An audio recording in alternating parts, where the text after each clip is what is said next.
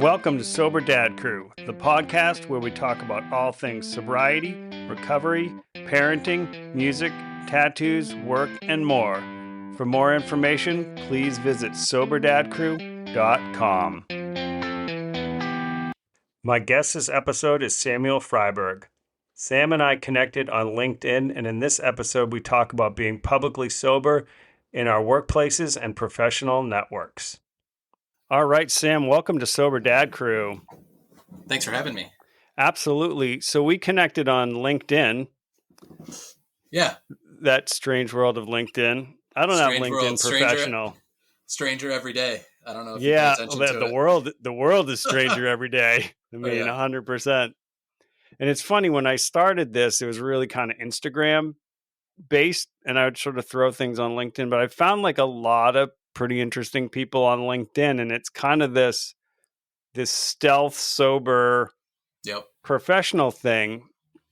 And it was funny, a couple weeks ago. So I just had my 15th sober anniversary, and I was at the barbershop, and a guy who I worked with probably 20 years ago, my oldest is 21, 20 years ago, came out and he's like, "Oh, I saw your post, congratulations." He's like, "I'm in that club too."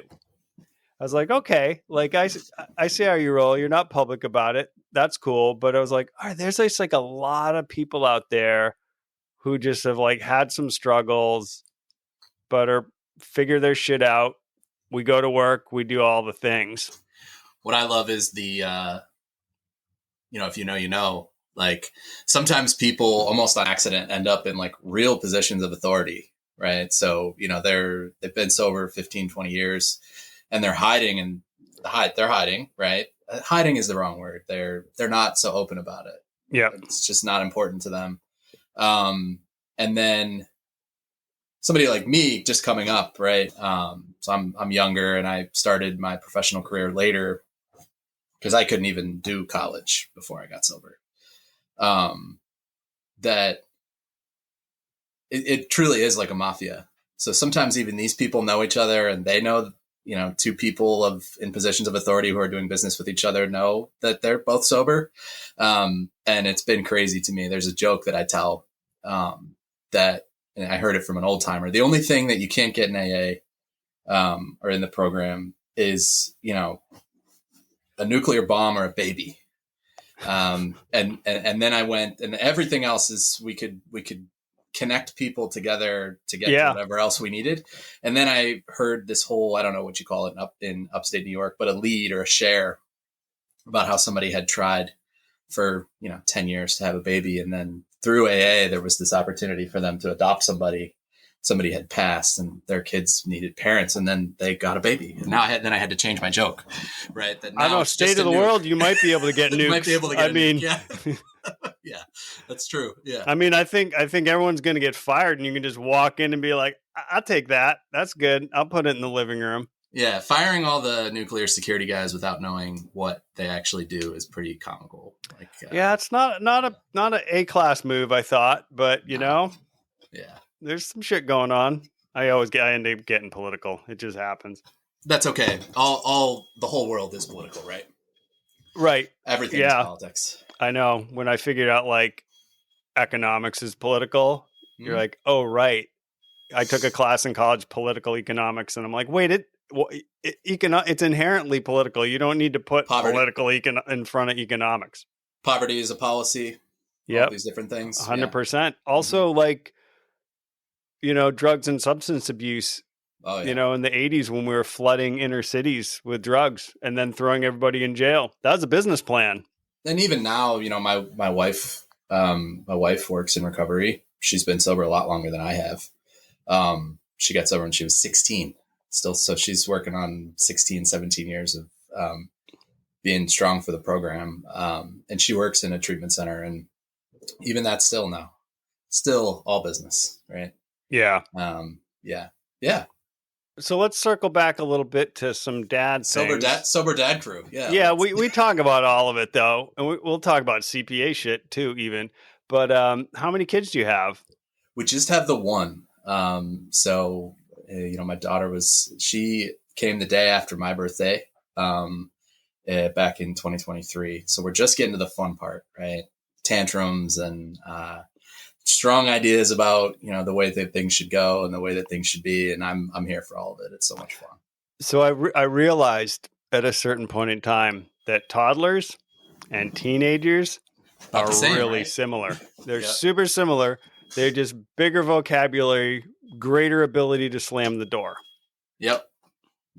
And so we're just seeing it right now, and it's so funny. My wife and I have a way of interacting with her, but we're so lucky we live close to her grandparents, right? So she has sets of grandparents, and so we live close to my mom, and then we live close to her mom and dad as well, and watching them interact. So she'll have a tantrum, and instead of us, where we're very firm and like, no, you know, we're not doing that. Grandma's like, oh, okay, like, yeah, of course we can, you know, pull all the drawers out. Like, let's make a game out of it. And you're like, it wasn't like that when I was a kid.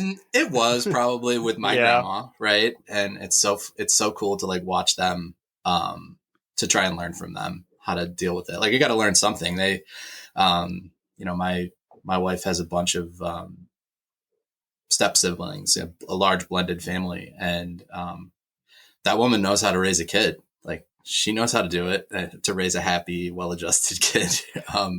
We could try and learn something from her. Yeah. Yeah. The blended family thing is tricky. So I'm in my second marriage in a blended family. So I have a 17-year-old, Bless you. almost 18-year-old, and a 21-year-old, and an 8-year-old, and a 13-year-old. So it is different parenting, you know, kids who aren't biologically yours. I mean, though they are all for my kids, I just think of them as my kids. There's like no difference to me. Yeah. But, you know, the blending thing it's an interesting, you know, process of trying to bring a couple families together. Yeah. And I see it now, even with friends of mine that, you know, we got sober together and they're building their blended families like now. Right. Yeah. So many of them came from blended families and now they are building their own. It's very interesting. I like watching it from far away. You know, like, oh yeah, that sounds terrible, man. You know, it's nothing you initially plan on. You know, and it's very hard. Yeah. You know, I hope that it's not something that I ever have to deal with. But, you know, we both come from that blended family. So, yeah, I mean, for us, it's been like largely pretty smooth. I mean, there's always bumps. There's bumps in a family. It's not a blended family. I mean, that's the deal. It's just family. Yeah. Yeah. So did you always think you wanted to be a dad?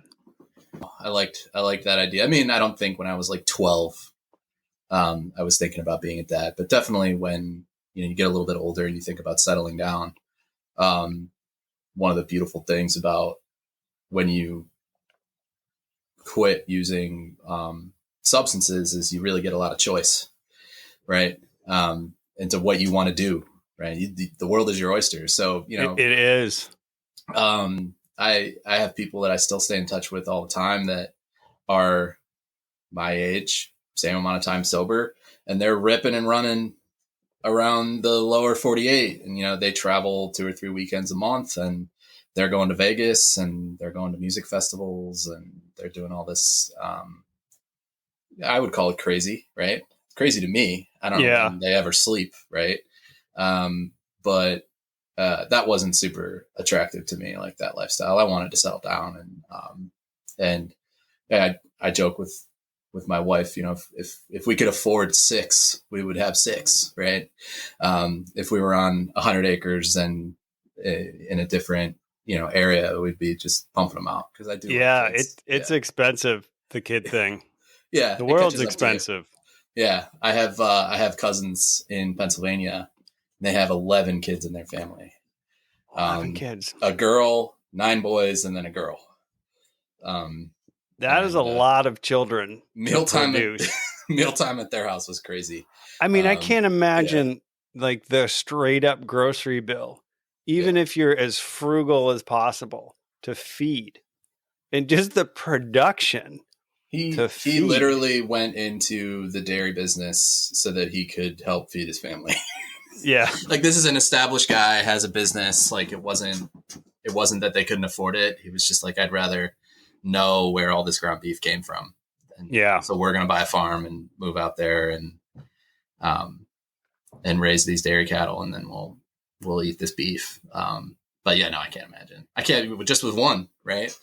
Just Yeah. with one is trying to eat us out of house and home with berries and little applesauce pouches and juice boxes and stuff. So, yeah, it's crazy. We went back, we were talking about poverty. Poverty is a policy. I have no idea how people are doing it. It's crazy. Yeah. When you think about, I mean, still the federal minimum wage. Yeah. Oh, rough. Is rough. I mean, I live in New York where there's a higher minimum wage, but like my 21-year-old who's like, worked in the trades making around $20 an hour. It is so expensive. Rent is so expensive. Like it is really hard to get established. I mean, there's, I'm 54, so I graduated from college a long time ago, and I probably got out with maybe $10,000 of debt over 4 years. No, not anymore. Which I just chipped away at that shit. There are people at the firm I work with, young employees who have $60,000, $70,000 of student loan debt. It hurts my head to think how they're ever gonna like get started on like a down payment or anything like that. Yeah, and I mean the answer from somebody, I'm right in that boat that you're talking about. And my parents tried to help me, and that was the deal, right? Was we are not going to pay for your college. We have to dust our hands of this. We can't take the risk. And I was like a year sober, right? But you put it at the lowest payment, and it's just the cost of doing business. That's kind of how I look at it. Is I'm going to make that $298 payment every month until I'll be 70, right? Or, something like that. If nothing happens, right, where I have to go into deferment or anything like that. And it's just the cost of doing business. I'm really sad for the people so I went to a high school I went to a great high school. My mom worked there. So we had a good deal to go there. We were faculty kids, but I went to a private school, and there was a drumbeat of liberal education there. So go get a liberal arts degree. That's okay. As opposed to some private schools where it's math, science. This was more, it's okay to be really interested in history, or it's okay to be really interested in English or poetry. And there are people that went to really good schools. I joke, when I graduated high school and I went to school the first time, I went to a really good school. I went to the University of Richmond, right? One of the best schools on the East Coast, not, maybe top 30 or something like that. But I was kind of the village idiot, right? I remember that. Yeah. You remember me being the village idiot, or you remember? No, I remember going to school and feeling like, and I grew up in Maine, one of the top public schools in the state. Yeah. And I went to Lewis and Clark College in Portland, Oregon. And I was like, oh, all these people have like read all this philosophy and all this stuff. I was like, I felt behind. Oh, I was talking about in high school. In high school. Yeah. Right. And so, in Maine, like I think there was a kid out of my little graduating class of 38 people that went to Babson. Great school. I have no idea where he is now or what he's doing, but that's a couple $100,000 to go to school, and then graduated, and it's like, great. What are you going to do now? And when I talk to young people now, I'm so focused on what's the end plan. I have a little cousin that's about to go to college, and I kind of beat him up about it. Like, what are you going to do? And, luckily he has a really good plan. He's going to go and, probably be an engineer, and that's good. That's I always say, where do you want to be in 5 years? Yeah. And, when I went to school, I couldn't answer that. I want to be not here. Yeah. I want to be not in my mom's house. I went to the other side of the country from where I grew up, and I got a history degree. Yeah. That's rough. And I kind of fell into marketing because I'm a good writer and I need to make a living. Yeah. My 17-year-old who's a high school senior is going to go into nursing. So she just gets it. And the 21-year-old, he hasn't gone to college. I'm like, don't do it yet. Mm-mm. Like you got all kinds of time. Like, it is too expensive to just go. It's cool to not know what you want to do. It is 100% cool. 100%. And I think for me, it's like, it doesn't have to include college. Like if I could go back and do it again, the company that I work for is, we make these huge solar installations. It's a big utility scale solar. You're in upstate New York. Yep. So, one of our really big installations is in Mount Morris. I don't know if you've ever heard. It's by Rochester. It's far from Yeah. But, those guys are making $90 an hour. They make more than me. Yeah. That's before the total package, right? So their total union package is crazy. If I could do it again, I would go right into the trades, I feel like. Yeah. There was a moment with Oldest as a stay-at-home dad and for like a year. And then when I was going back in, I looked at the electrical apprentice program and I was like, well, the hourly's not that good. And I was like, what was I thinking? Like, I joke, like sitting at a desk all day is pretty overrated. Yeah, it is. It's like, I mean, I like my job. I work at an architecture firm. We build hospitals and affordable housing. Like we do cool stuff. We do a lot of sustainable projects, which is really cool. But it's also, you're at a desk all day. Well, and that somewhere there's two guys on a podcast that are talking about how they would give anything to be sitting at a desk all day in the air conditioning. Right. Yeah. It goes back to the nature of work, and all work sucks. That's why they call it work. Yeah, right. I worked for someone who said they don't call it work for nothing, and that it's hopefully you get some satisfaction out of it. And you're right. I should never complain in my net zero architecturally designed office. Like with a good coffee shop down the street.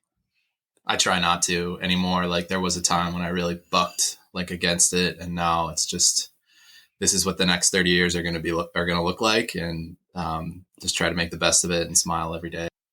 Yeah, and yeah, some of that is having a kid. Like you make different decisions when you become a parent. I mean, I remember saying to the oldest, I was like, remember that job I had that was terrible? That was like, really abusive people. I couldn't leave that job till I had a new one. And that's when I was a single dad. I was like, this is terrible. I got to get out of here. So like I did, but I couldn't just be like, screw you guys. You're jerks. I'm gone. It's like not a thing. Yeah. I think the responsibility really set in for me. It wasn't even when she was a baby. It was when she started, when my daughter started to do all those usual toddler things, like being able to interact. And then it really hit me like, oh, I'm not only am I responsible for this, little kid for the next just 18 years, but even after that, I gotta be a port in the storm for her. Yeah, it's like a forever thing. I mean, it shifts. It's interesting having this sort of wide range of ages because your role kind of fluctuates a little bit, but there is this baseline of like port in the storm. Yeah. Right. Or we talk about guardrails, the person that helps them figure out where the guardrails are so they don't go flying off the road.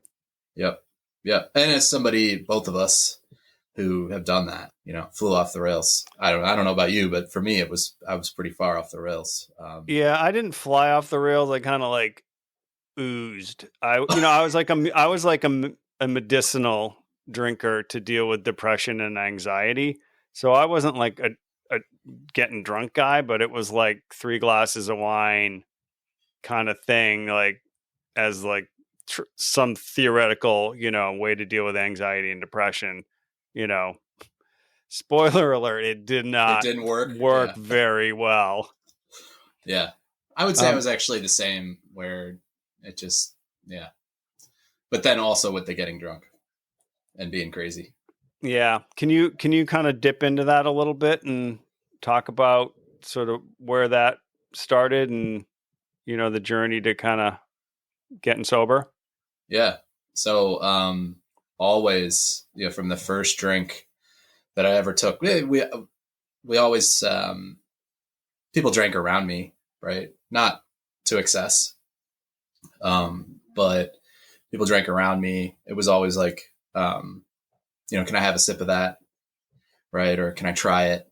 And other people would, other kids would make that face of, like, that's, beer isn't when you're 8, I don't think beer tastes that great. To me, I was, Ooh, yummy. Yeah, like that. Yeah. That actually tastes delicious. Can I have some more of that? And so from that first drink in secret, I guess, was never really able to control it um, in the way that I've seen other people do it. Right. So um, I'll tell in like my lead or my share or whatever you call it, wherever you are, that I can stay sober for a year. I'm not very, I wasn't very happy when I was doing that, but it's possible. And then right back where you started, right? Sometimes even worse when I take that first drink. So um, had a pretty. The more that I'm around and the more stories you hear, it's a really like boringly stereotypical story of went to college, flew off the rails, um, uh, and as soon as I was able to do what I really wanted to do, it flew off the rails pretty quickly. With pills and powders, man. Um, I think I had, again, a very stereotypical conversation with my dad. He's dropping me off at college. I'm 18 years old. If it comes from the ground, it's probably not that bad for you. Conversation, right? No pills, no Yeah. powders. And didn't listen. Yeah. So I'm not like my generation, so I'm 32. My generation is like the oxy generation. Yeah. That's like that was the big thing for us, 2012, 2013. We were young kids when it was really, really bad. And I remember kind of looking at those guys and being like, what are they doing? Like, that's weird. Like, I don't want anything to do with that. People And then you're like, smoking ox. I mean, I've snorted an oxy or two in my life, but yeah. it never really held the cachet to just liquor and Coke. Right. Yeah. That's all I ever wanted. It's a personality thing, I think. Some guys want to not feel anything, and some guys want to feel everything. Yeah. And for me, I wanted that heightened sensation. And it takes Yeah. you to dark places, trying to figure out how to chase it. Right. It probably depends on what your initial intersect is, right? Like, Yeah. are you coming out of sort of this trauma-based thing where you are just trying to numb yourself? Or do you sort of start as a like, all right, this is fun. Like I'm raging. I'm a rebel. I'm all this stuff. Yep. Yep. And so like I kind of ran with a crew that first year. I was asked to not return to my college, right, that I went to my freshman year. There were like 6 or 7 of us. 2 of us are sober in the program. A couple of us have found God, right, and are living in the church, and then the rest of the guys are dead. It's really sad. Yeah. Yeah. And I don't keep up with those guys at all, really. But it's sad to see every once in a while across your Facebook, there'll be a in memoriam or somebody will have a funeral, and you just kind of wonder, well, were they with this whole time? I'll be sober 10 years this year. 10 good, happy years. And it's like, dude, this whole time you've been ripping and running. Like, it's crazy. You cannot keep the pedal to the metal and not crash. Yeah. Yeah. It just. And I was really lucky. I probably had, I don't know. It's all maybes, right? I maybe had another year left in me of ripping and running. But my mom was just basically like, this can't, no more. Like you can't do this anymore. And so I got really lucky.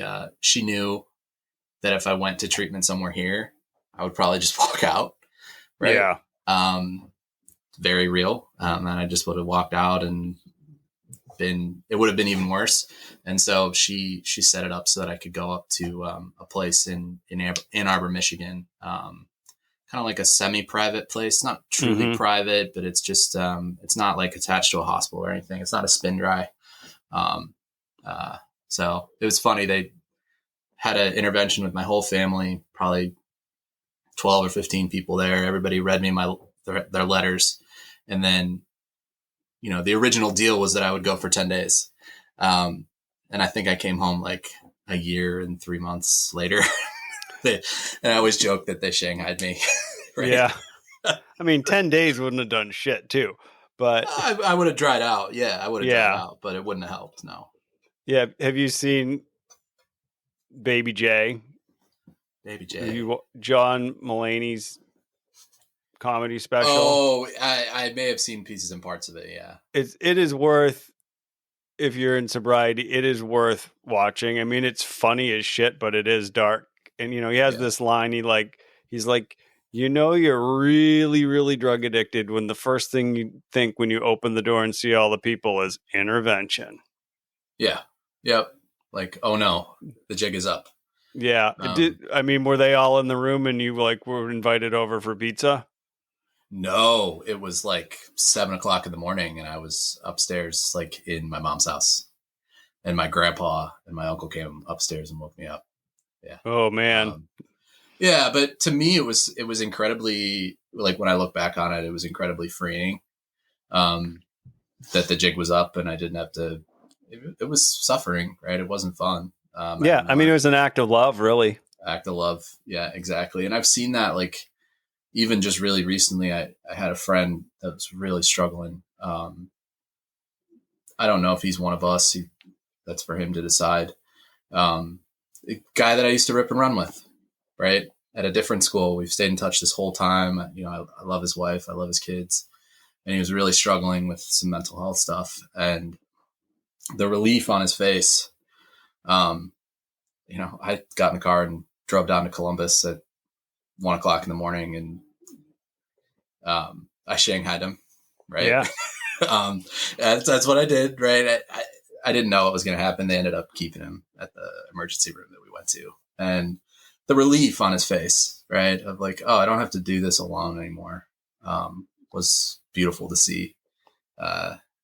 There's a lot of people that want to help you, dude. Why don't we just come on? Let's go get some help. Yeah, I mean, I remember I didn't do a program per se. I did a lot of therapy, and I remember going to the therapist and her being like, "You are so depressed," and like getting an antidepressant and being like so relieved.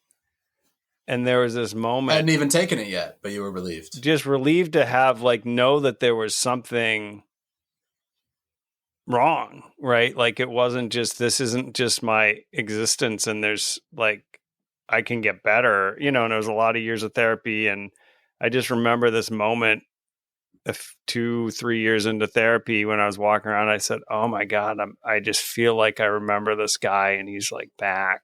I remember he's kind of nerdy and kind of punk and kind of funny. Like, it's me. I'm back. I'm finally back. Just that feeling of oh my God, what a relief to find the true, my true self again. Back on the path. Yeah. Back on the path. And I talk about that with guys that are new. Here in Cleveland, this is where AA was founded, in Akron, which is not so far from here. But so strong treatment is very strong here. Guys end up in a house, or they end up, in a 3/4 house, or they end up in a halfway house, or they end up in a treatment center. And that's actually the language that I use is, let's get back on the path, man. Whatever you were doing 3 days ago, I don't think that's the path for you. Why don't you go this other way? Yeah. Hope and beauty are down the path. I mean, I have a beautiful life, I mean, I have an incredible family, and my wife's sober too. We would not be together if we weren't both sober. We met as sober people. We don't know what each other looks like in that other way. My stepkids only know me this way, Yeah. And my hope is your stepkids only know you this way. That's one of my guiding star, right? My North Star is that my kiddo never has to see angry dad, maybe frustrated dad, maybe,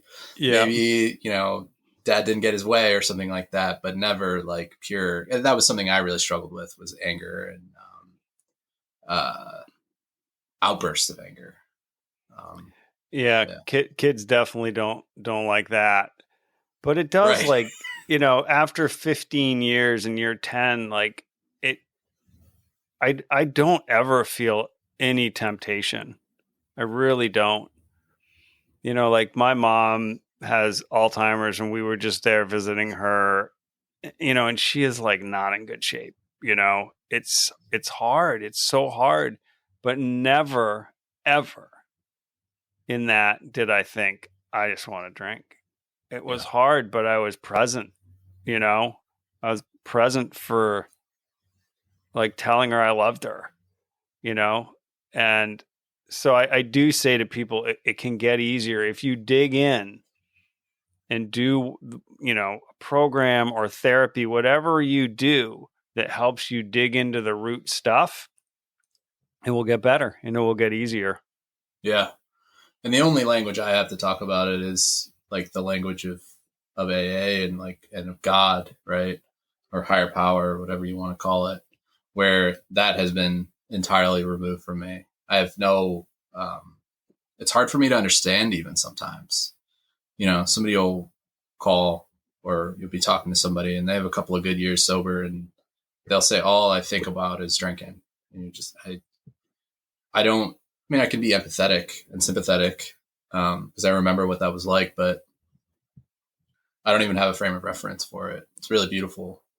The worst for me, so the worst thing that happens to me is I'll smell some really good puff. I'll smell some really good weed, like on the street. We just legalized here Oh in my God. Ohio, It's and I'll like a smell it and fucking Grateful Dead show where I live. It's like, and I'll, I was like, Ithaca is weed. It's like, oh my God. Constant, like, yeah, college town, people right? Yeah. driving too. Yep. I'm like, you wouldn't have like a bottle of gin and drinking it. So I'm like, and there's levels where I really don't care what other people do. You have Just don't choice. get in a car and drive. Do not get in a car and drive.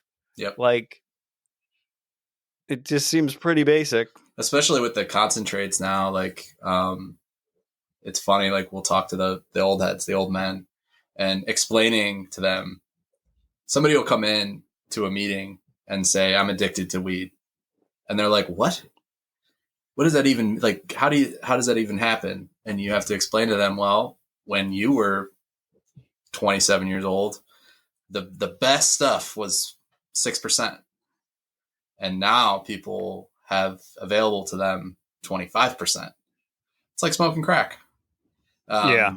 It's like smoking crack. But I'll get a little whiff of it and I'll just be like, I'll just smell it and I'll be like, ooh, that smells nice. I don't want it, but it smells nice. Yeah. My dad, when he quit smoking, back in the day when there were smoking sections or on airplanes and restaurants, after he quit, he would go sit in a smoking section. Yeah. Just breathe it all in. Like not anymore. Those don't exist anymore. But, but I also think even back in the day, like anything, I mean, like caffeine's addictive, right? Like gambling's addictive. Anything you use that's like altering to you, yeah, I think is addictive, right? Like there's a lot of, I think people can be addicted to spending money. Like anything that's giving you that dopamine hit, and you see it with kids. Like I think one of the imperfect things for me after I got divorced was like buying my kids a lot of stuff. And I was like a single dad and I was broke. I was putting it on credit cards. It was dumb. And they would like get the new Lego and they'd be super excited for like half an hour. But it didn't actually deal with what their pain was about their parents splitting up. Yeah. So like I set this stage of that kind of behavior. And it took like a long time to sort of work through that with my kids and work them out of that. So like it's really easy to find things that will on a temporary basis ease your pain. Yeah. It's hard to accept life on life's terms when hard things happen, or, I am one of those guys that's always in my feels, right? I'm always in between my ears, right? I feel you. And, so, I have some negative stuff that is the exact same way. I doom scroll, right? I'll doom scroll all night, right? Until it's time to go to bed. And yeah, our brains are funny things, right? That, we have something uncomfortable, or sometimes it's like a chronic thing that's uncomfortable, right? sometimes it's even normal, right? I don't want to think about, we were talking about politics, right? Like, I don't want to think about what the next 5 years looks like. So I'll just doom scroll, right? And I think that's been something that's happened for me in the last couple of years that, hey, why am I, Sam, so interested in this thing, right? Whatever it is. And how am I using that to like get out of the present moment as opposed to just focusing on my breath and using something. I mean, even focusing on your breath can be unhealthy, right? There's somebody somewhere today that meditated for 9 hours, right? Yeah. And it's two sides of the same coin. So it's like this this weird balance. I've never seen anybody really hit it, hit the nail on the head in terms of balance, where they're not running from their feelings. Yeah, Yeah, because it's uncomfortable to face them, right? And you have to learn to face them. And I said to all my kids, like, no one promised you a flat, straight, no, bump-free road. It just doesn't wouldn't be any fun exist. that way. And it Probably. wouldn't be any fun that way. And I do think beauty can come out of pain and challenge. And like when you see even like a 2-year-old like learn some resilience to sort of struggle through something, it's cool, right? Like you Yeah, have to like get endurance to deal with things that are hard. yeah. And it's who is it? It was Brene Brown. Do you know Brene Brown? I know the name. Yeah, Yeah, she has this, I might get it wrong. She has a great audio book called The Gift of Imperfect Parenting, which is really incredible. But she said something like, show me a kid that didn't struggle and like, I'll show you a messed up adult, essentially. I'm not getting the yeah, quote right, but like if you don't learn how to deal with struggle when you're a kid, you're not going to be very functional as yeah. an adult. And I think about it, and my wife and I sometimes get into it because she's 2, right? So I'm talking about some future date, right, where I even want to manufacture that for her. How can I make it extra hard? Um, you know, right now we're in like the cute, still cute, right? But the crying and the tantrums. I want that toy, or I want to be, it's bedtime and you're in your crib and I want to be held. Um, and it hurts sometimes for me or for my wife to have to be the person to teach that, to instill that resilience that you were talking about. Of no, I'm not going to pick you up. It's 9:30 at night and it's time to go to bed in your own bed. Like, go to sleep.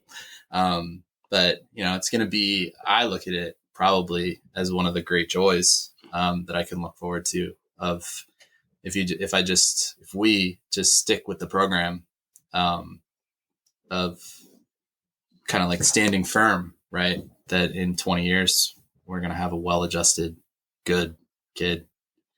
Yeah. Yeah, it's been, it's interesting too to sort of like have a younger set and an older set. And I'm like, all right, I think I did like generally a really good job, but I was like, okay, there's some things I do differently. And some of that is like, the oldest does remember when I drank. The 17-year-old, she was 2, so she doesn't really remember. But like those early years of like dealing with it and like going to therapy and trying to get mentally healthy, I was not as good of a parent as I wanted to be. I was not as present as I wanted to be because I was like stuck in my own head,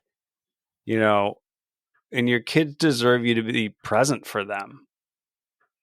That's the gig, to love them and show them that they're worthy of love. Like that's the program of parenting. Yeah.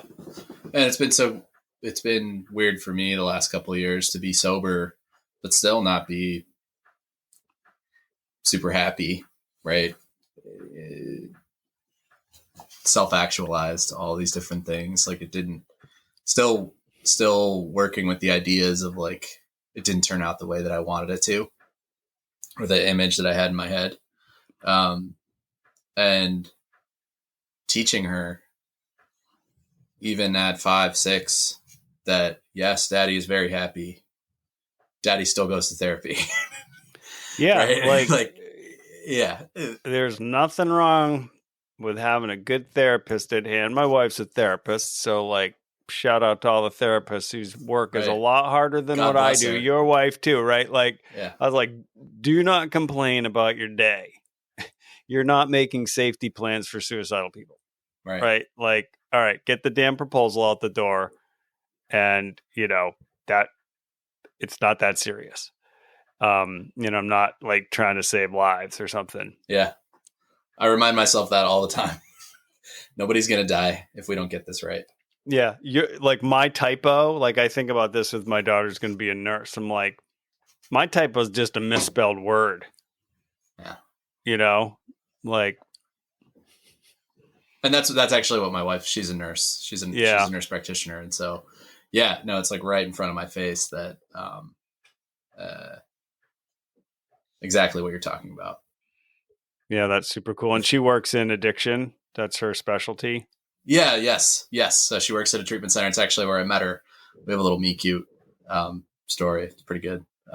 Somebody like chirped at her. Somebody was trying to flirt with her, a new guy, right, who was just newly sober, and I just absolutely flat out, told him off, and then that's how we met. But yeah, so she works in addiction medicine with men. It's like our big like county, one of the big county places here. So all kinds of different stories and how people ended up there. Yeah, probably some real dark stories too. Yeah, definitely. I grew up in the suburbs, and I always joke, this is the big city. You're gonna hear some stuff. And it's funny to go back and forth between suburb and inner city, and sit in a meeting in the suburbs and be like, really, this is what we're talking about? This seems pretty benign. Like this seems pretty, banal and benign, compared to the struggle of the people that are, really, really struggling. Yeah, it is interesting, but at the same time, like everybody's rock bottom is their rock bottom. Like you don't have to compare. Like just as real. You crash where you crash, and that's your starting point. Yes, exactly. Yeah, it's very real. It's all very real to people. Yeah. Yeah. And that I think that's like where there's also that hope is like kind of no matter where you hit. I mean, certainly in my story, I sort of had this moment where I was like, I'm like, I gotta stop. And I just stopped, right? Like, so I was lucky in that I had this moment, sort of spiritual moment where I feel like my grandmother kind of like came down and was like, you gotta quit this shit. Yeah. But she wouldn't have sworn because my grandmother wouldn't have sworn. But, and I did. And I just turned around from it and walked away from the cliff. And, so that has made some of my journey, I think, easier. Not to say I didn't have a lot of work to do, because I had a lot of work to do. Yeah. And, and some of it is sort of ongoing. Like the maintenance of sobriety is real. I feel like for me and maybe for you too, being in a partnership ours is so fundamentally connected and around sobriety. Like we met on Bumble. Early on, we had both had something in our profiles, and it was COVID. So we were like chatting a lot, on our phones or whatever. And I sort of just said something, and it was like such an integral piece of like kind of who we are now and a shared journey, even though, we didn't know each other before, but it's so much easier to like be with someone who gets it, and it's just self-supportive. There's like no alcohol in our house. We had we didn't have alcohol at our wedding. It was just like, we just don't do us it. Neither. And some of the people that were there didn't quite, they were like, what? Where are the cocktails? It was funny. That's why I came. Yeah. Open bar. Yeah. No, I think it's a sense of belonging, and, my wife and I don't ever litigate, right? The right thing to do. We're very independent in that way of how we help and how we volunteer or, do service work. But we have a shared language, shared common experiences. And it is, I think there's a joke about, AA boy meets AA girl, or, sober boy meets sober girl, whatever. And you just kind of go from there. But, and the joke is funny typically. But it's so good to have, just like you said, somebody who understands. Yeah. And to show that to our kid, right? To your kids. Yeah. Two people on the same page, versus what a lot of kids are growing up with today, which are two people not on the same page about a lot of stuff. A lot of chaos. Yeah. And I think for us, we talk about this a lot, like, because before we met, we were living these intentional lives of like sobriety and intentional decisions to become better and healthier. We bring that intentionality to our relationship as a couple, but also to our parenting. Yeah. And that you just walk with integrity and intentional thinking, and we talk through things. And of course we disagree. Like that's just what it is, right? That just happens. But we have like a toolbox that we've developed. Like I don't have a short fuse anymore. Like I dealt with that. That was pretty big because I was probably kind of not pleasant, Short fuse is not the personality trait that is winning. Yeah. I think it's so cool, like what I see, and I don't want to like put anybody down, but I guess I can just speak for us, is we care so much. And that comes from, it's not that my wife and I like had bad childhoods or even hard childhoods. Yeah. My childhood was easy street, right? Yeah, mine too. Upper middle class, easy street, private schools, and not that's a simplification. Like all kids, it's hard to be 12, right? It's hard to be 13. But we care so much that my daughter, has not easy street. It's going to be real hard. And I will make it so, right? But that somebody really cares about her, and that we're paying attention to her EQ, right? That's really all it boils down to. It's just another thing to add in that you need to care about. How is she developing physically? How's she developing, mentally, scholastically? And then the third part is, does she have some level of emotional intelligence? Right now at just under 2 years old, no, she does not. Right. Well, she probably has the appropriate degree of emotional intelligence, and she's at the age of pulling away. I mean, I remember reading sort of development stuff and like having a basic understanding of sort of what they're supposed to be doing when they're 2 or 4 or whatever. That's very helpful because you're like, oh, it is not personal. No. Right. I get a teenager can easily hurt my feelings. It's, and I have to work on that, but it is not personal. I welcome it. They're just being what they're supposed to be. I love it. And they're just imperfect because they're teenagers. They're just trying to learn how to walk through a complicated world.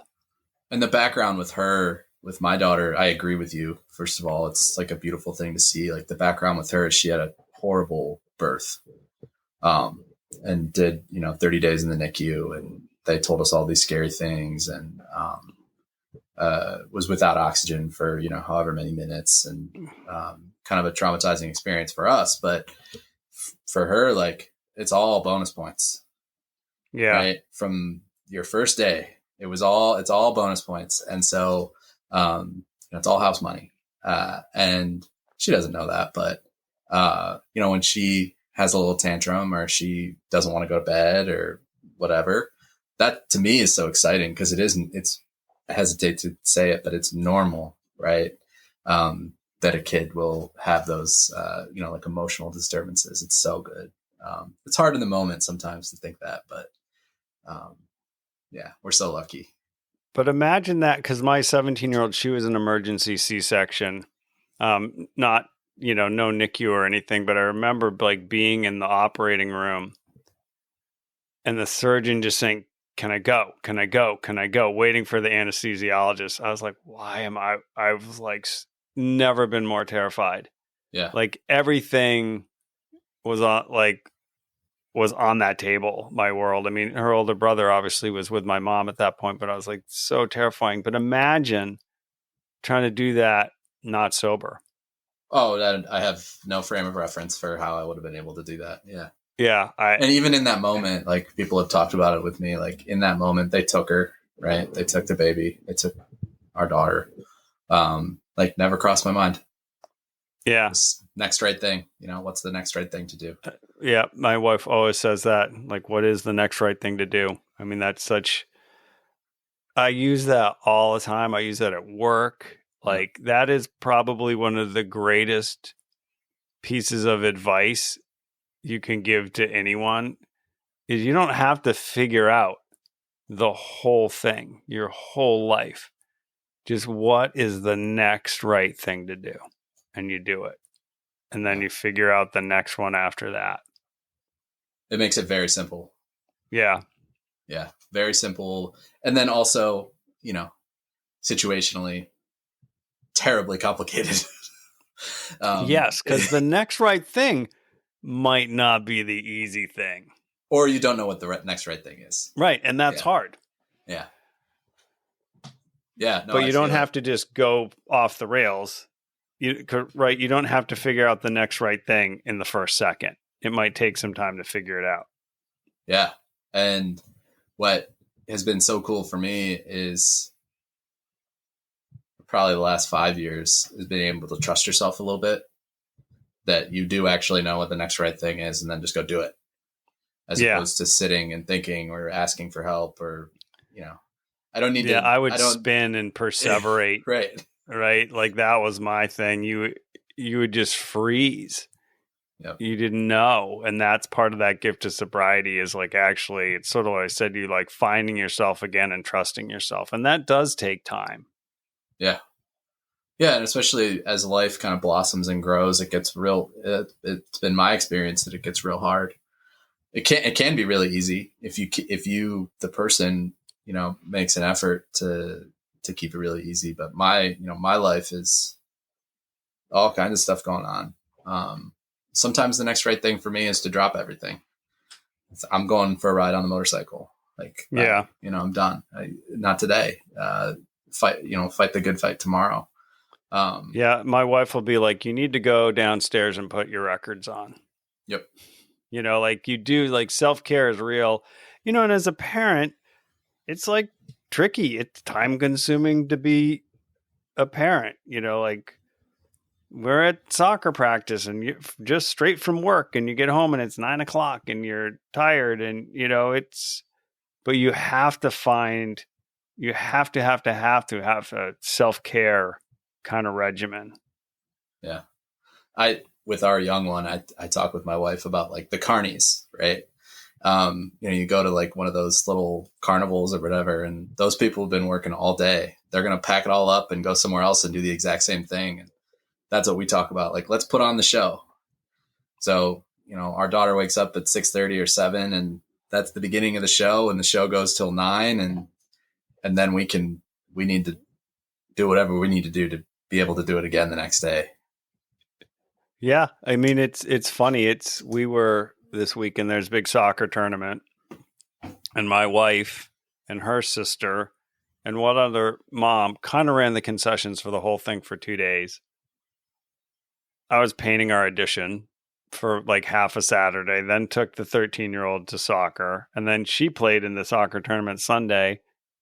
We must have gotten home at almost 9:00 last night, and we were all like totally tired, and you still got to be present even in that tiredness. Yeah. And again, I think it's something that I said before, showing your kids or, my kid that's what life is like. There's no veneer to it. Yeah. Sometimes you got to push through. Life's hard. Yeah. I woke up with a migraine. Welcome to the show. Right. I woke up with a migraine and I still had to get kids up for school and make peanut butter sandwiches. And so I took Life my goes on. migraine medicine, Yeah. and drank my coffee and got out the door, got to work. That's the deal. Yeah. Yeah. And like, I've found that that's like a comforting thing to me when things get hard. We're going to be doing this for a long time. I'm going to have more at bats here. If I have a day that goes off the rails, do But the same thing tomorrow. yeah. But I think in parenting, like, and I've been doing it for a long time, you remember the joyous stuff, you know, and you remember the harder stuff less, the Yeah. joyous stuff, the beautiful moments, whatever, the Christmas morning in the age when it's all they're in awe and it's all magical. Like, that's the stuff you remember, and that's the stuff your kids are going to remember. I mean, unless something's like really, truly like, bad, like they're not going to remember that time. Oh, well, that time I lost my temper and threw a, had a tantrum. They're going to remember that. They're going to remember maybe your energy in response to it, but really they're going to remember the beautiful moments. Yeah. And me too. Like, I think as parents too, I never think about our daughter's name, Beatrice. Like, I never think about Beatrice in the NICU. I think about, the first time she walked, Yeah. right? Or like the goofy stuff that she's gotten herself into over the last maybe year as crawling and walking has come in. And, the ability to get into, she's not a potted plant anymore. She's moving Yeah. I around. remember like you move your stuff up, like the fragile Oh, things get higher and higher and oh higher. my Lord. She's figured out how to get up on the stuff for sure. But it's so cute. She's like very gentle and careful. It's like my mom has this candle, like this big glass candle, right on top of like a glass table, and she leaves it out there. And our daughter will like very carefully, like she wants us to smell it, right? Because it's a smelly candle. She'll like very carefully bring it over to you because she knows, right? I don't know. I don't want to know what she broke to learn that. Right. She broke something at some point. But that's like also really like a beautiful thing about, you got to trust your kids and give them the opportunity. Like, it would be a drag if that broke, but it's also just a thing, right? Just the thing. Yeah. And yeah, I had this like Star Wars piggy bank I found over the summer, and the 8-year-old broke it. And it was like pretty cool. He put the quarter in, and it was C3PO and R2D2 and all that stuff. And he felt really bad. And I was like, like, it happened. It was an accident. You didn't do it on purpose. Like, Yeah. you liked it. I liked it. It's a plastic object. Like, at the end of the day, it just is what it is. It's not a big deal. Like, maybe, next time you be a little more careful, but you didn't like smash it in anger. It just, you're excited about it and it fell. It's like, I can't fault you for that, for your curiosity. Yeah. And even, she's knocked over an entire dinner before, or, she's knocked over something that's just, it's spilt milk, right? Yeah. But it's just disappointing and you just kind of laugh. I mean, that's what my wife and I have been doing. It's the funniest thing ever. Of course she would, knock over this. She's reaching, she's trying to get a little piece of pasta out and she knocks the whole bowl over and it's all on the floor and the dogs are eating it. And the funniest thing that happened today, for sure. I mean, right. And that's a mindset, right? Like, she wasn't like, I'm going to throw this on the floor. I mean, maybe the dogs have got her trained up. Dogs are happy with toddlers and shit. They like, all right. Oh my this gosh. kid's a little annoying, but there's a lot of food benefit to a little kid. I have a puppy that we adopted. So we've had one dog for 8 years and then we've had one for like 2, right before Beatrice came. And we got him and everything was cool. And then he ended up, and we didn't know, having a ton of food aggression. And even, he's not aggressive to everybody, but he's aggressive to people he doesn't like. And watching them, the 2 of them, I mean, just in the palm of her hand. Yeah. Right. Because she's feeding him chips. You know what I mean? She's feeding him little crackers or whatever. And he's just the sweetest puppy. But the dogs have definitely got her trained for sure. And would probably fully protect her as well. Oh yeah, no, he's cute. It's cute. It's cute until it's not. He's like 90 Yeah. pounds. He's pretty Right. strong. He's a pit bull. We keep pit bull dogs, and he'll actually out on a walk in the stroller. Like he'll get in between. Yeah. I didn't teach him that. A much maligned dog, Oh, they're good boys. you know. Yeah, they're good. They're good dogs. We'll probably never have another breed. They're good. They're in their heart. They're good. You know. Yeah. Well, they just, yeah, the ones that aren't have been abused, Mm-hmm. you know, but they Yep. became so just maligned. Like the shelter near here wouldn't take pits or pit mixes for a while. And I was like, okay. I mean, I Yeah. don't know. I have a cat now. Here in Cleveland, we have an entire shelter that's just for the pit bulls. And that's because there are so many of them, and they're really trying hard. If I could have 10 of them, I would. Don't quite have the space for it right now. Yeah. Maybe one day on a farm, I'll just take 6 of them. Right. But cats are cool. My daughter likes cats. My throat swells shut and my eyes swell shut. So Yeah, that's not my favorite. That's not like the best for longevity, death and longevity. Not good. Yeah, I've had dogs before. We actually have my in-laws' dog is with us for 3 weeks, so the cat is really pissed. But He's up it is what it is. This is a very old dog that does not care about the cat at all. Okay. Dog just is like laying there. Yeah. So I'm like, Coco, dude, like, suck it up. This dog does not care. Well, we digress a little bit here. But to wrap up, like, what's a piece of sort of parenting advice or philosophy you bring to parenting that you think is worthy of sharing? This too shall pass in the most positive way of things that are hard, and this too shall pass in the most negative way of things that you would want to keep. And that's something that I've seen even in her short little life. That yeah, this too shall pass. It's all going to be different. It's a crazy perspective to think about how my dad thought or your dad thought. Yeah. Right? That they watched us grow up, and then there was a time, it's like that song, right? Cats in the Cradle, right? Yeah. That one day she's going to say, "Yo, Pops, can I have the keys?" And it's all going to be different. It'll be easier and harder at the same time. Easier in some ways, harder in others, and I think that's something that I've really taken to heart and just accepted. That just got to drink it all in now, or at least try to. And it goes fast. I mean, You're telling that me. I have a 21-year-old. I mean, it goes fast. I mean, that's what I tell people is like, don't blink, man, because that's exactly what the old heads said is you're going to blink and it's all going to be different. And I blinked. It's all different. Yeah. Can we go back to when she was 6 months old and, little and cute and needed us and all those different things? Yeah. I mean, they always need you and they're always cute. It just varies, but eventually you do give them the car keys. I remember when the older two drove off together. Oof. I was like, damn, that's all my world. That was before I was, remarried. And I remember the older got his license and they drove off together. And I was like, holy shit.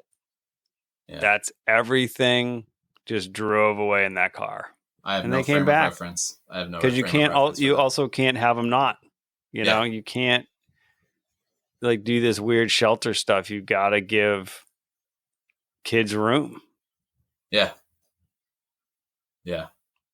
And I'm trying, man. Like, we'll go to the playground and it's just go do whatever you want. Don't go up on that big, don't climb up 6 feet on that big tall thing. And then I'll go over and get her. But very much almost permissive. Like, explore the world. I mean, the oldest, he broke his arm playing soccer. He played at a high level. The 13-year-old, she plays soccer at a high level too. There's going to be injuries. It's just, you can't, that's just part of all what we've been saying, right? It's just part of the bumps and all that stuff. Yeah. Yeah. That's my little Well, advice. yeah. Well, this was awesome. I super appreciate it. Yeah, I love talking with you. It was awesome. Thanks for listening. Sober Dad Crew is a DIY project by Stephen Kimball, who writes, edits, and produces the show. To support the show, please review it where you listen to podcasts or visit soberdadcrew.com to buy some merchandise or make a donation.